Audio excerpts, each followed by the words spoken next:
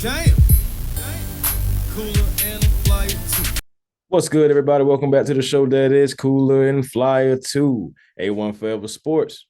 It's me, Chris Tipmore, back again with another segment episode of A1 Forever Sports. Be generational, because it's always time to be in. Don't settle for less when you can have more with a vision. You dig? So, the NFL schedule will be coming out on tomorrow. I will be back to talk about it. I will be back to discuss it. Just letting you know that now. But today, the NFL released its international schedule. And the only reason why that is important to me because the Atlanta Falcons are playing for the third time in London.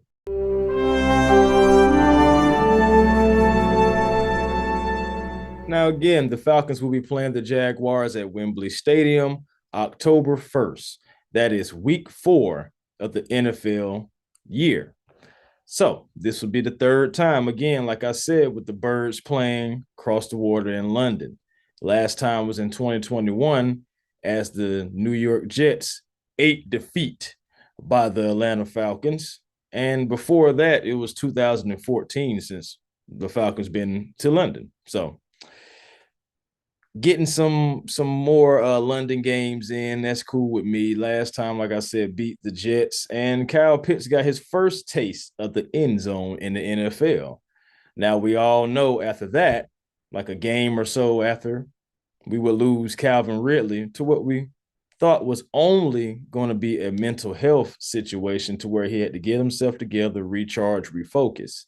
And then later on, of course, down the line, we would hear about the gambling and whatnot, so forth have you. So now the stage is set. Oh yeah, and by the way, sorry.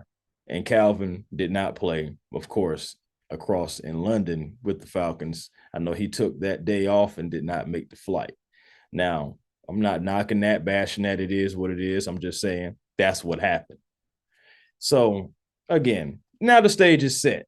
The stage is set. We got a nice stage here. And who are up there? We have the Atlanta Falcons. Our Atlanta Falcons rise up against Calvin Ridley and the Jacksonville Jaguars. Now, the Jacksonville Jaguars are anything like I think they're going to be. And with the Falcons clicking on cylinders, I believe this is going to be a great game on week 4. I believe NFL fans around the world are going to get a great matchup between two up-and-coming teams who both have gone through some rebuilds, some coaching, some players, etc.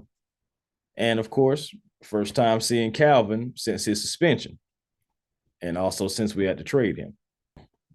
Good thing we get to see Foy Oluokun, always going to be a fan of his. He did some good work while he was here in Atlanta. Also, we will be seeing Trayvon Walker for all my dog fans. And we're going to see what that offense, what Trevor Lawrence has to present, and see making sure we stop it. Because, let's just be honest. I'm going to go ahead and give a little small prediction of what I want to see because it's way too early to talk about it. So we'll be back to talk about it, as we get closer to the actual game. But right now, only thing I want to see out of that game is a complete domination by the Atlanta Falcons, or at least, being able to contain everything that's going on. Offense, defense, special teams, all 3 levels, clicking on all cylinders. Calvin Ridley not getting over 100 yards. Hey, Calvin Ridley, I don't even want him to score. I have love for Calvin Ridley, but to be fair, you're on the other side. So since you're on the other side now, I don't want no success for you against my team. And that goes for anybody else on the team as well. Stop Foy. Don't let him get, make a big impact. Don't let Trayvon make a big impact trying to sack our quarterback, Desmond the Ritter. Nice matchup again, like I said. Looking forward to seeing it. I know it's going to be some fans that's not going to be able to make that game. I may be one of them. Not even going to lie to you about that. But of course, we can still watch the game on television or whatever your streaming device that you may have. All right. The defensive back debate.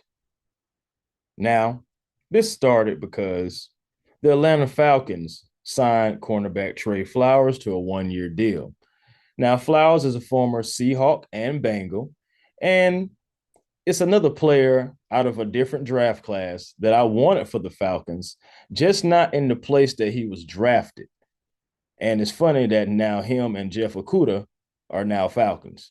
Now, as for Flowers, Trey Flowers, he was given a 58.6 grade by PFF, but his tackling was evidently better at 86.1. So if you get one on him, normally he made the tackle, right? It's a decent signing for Atlanta, because you can't have enough cornerbacks, especially when they're veteran. And it's also a decent signing for multiple reasons. For one, I mean, it's a 1-year prove it deal. He's cheaper than Casey Hayward. You drafted promising players, as in, Hellams and Phillips III. So you won't have to rush your rookies, And also, and maybe the most important thing, he used to play safety at Oklahoma State.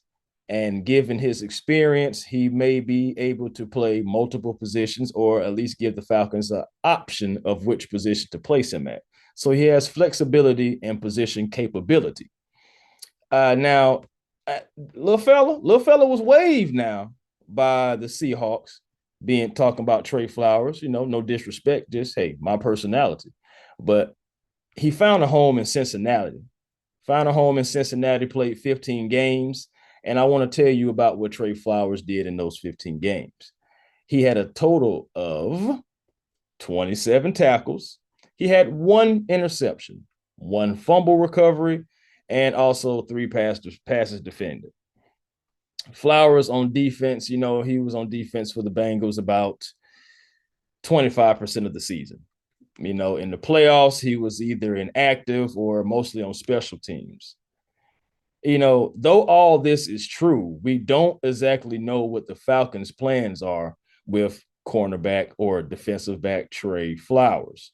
He joins a secondary that has guys like Alford, Clark Phillips, Hellams, Mike Hughes, Jaylin Hawkins, and Darren Hall. So I expect Flowers to be a situational depth type of a player for our Falcons, but he's definitely going to compete for a spot, I definitely can see that. The one thing about Flowers, guys, that has always held him back to me is his penalties. And everybody gets penalties. Everybody, corners, they're going to get a penalty eventually. But for me, it is the way he's getting penalties and the type of penalties he's getting. These penalties that Trey Flowers has gotten over his career has been when it's 6 yards or more left to go, no matter what down it is, first, second, third, or fourth.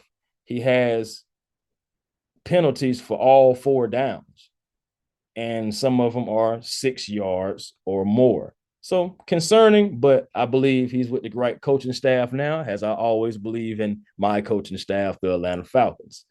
Either way, veteran depth at corner, possibly can play safety for the defense. I like it. I like that. Honestly, so it brings me to the real debate of the whole thing after I just give you guys the numbers on Trey Flowers. So with the Falcons signing Jessie Bates and Mike Hughes, trading for Jeff Okudah, selecting Clark Phillips III and DeMarcco Hellams in the 7th.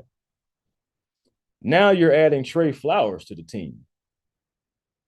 For me, it's clear, guys, that Darren Hall and Jaylin Hawkins must step up.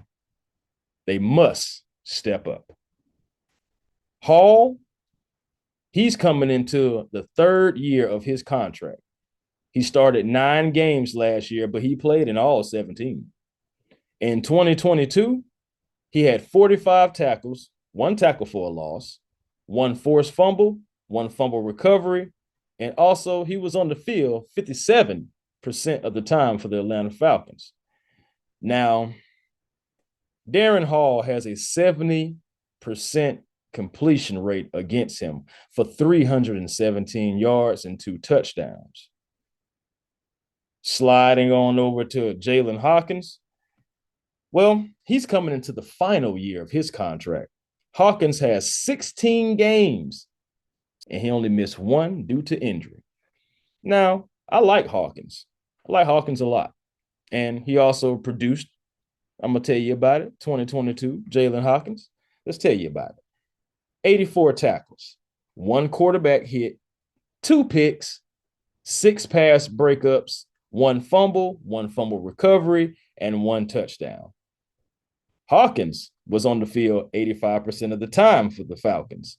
And Hawkins also has a 66% completion rate against him.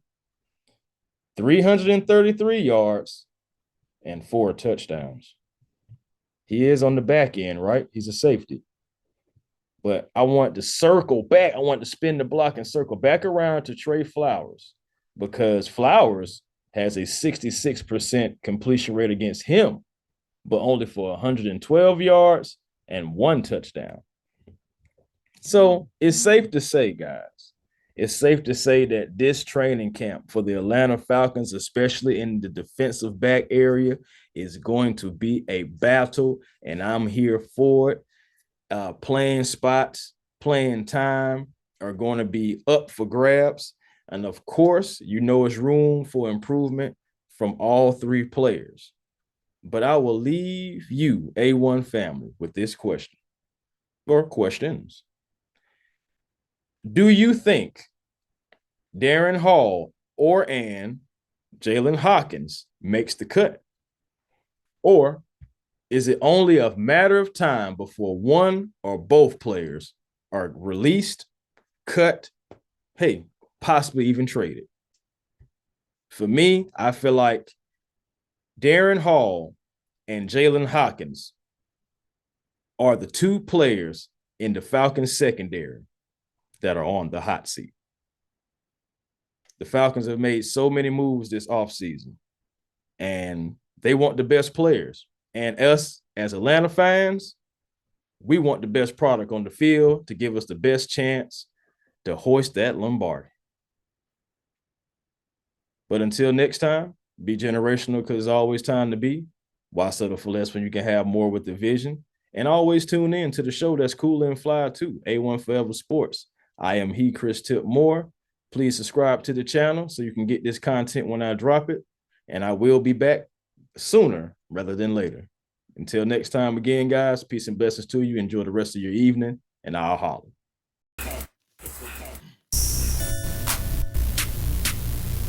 A1. Yeah, truly. Cooler and I'm flyer too. Jam. Cooler and I'm flyer too.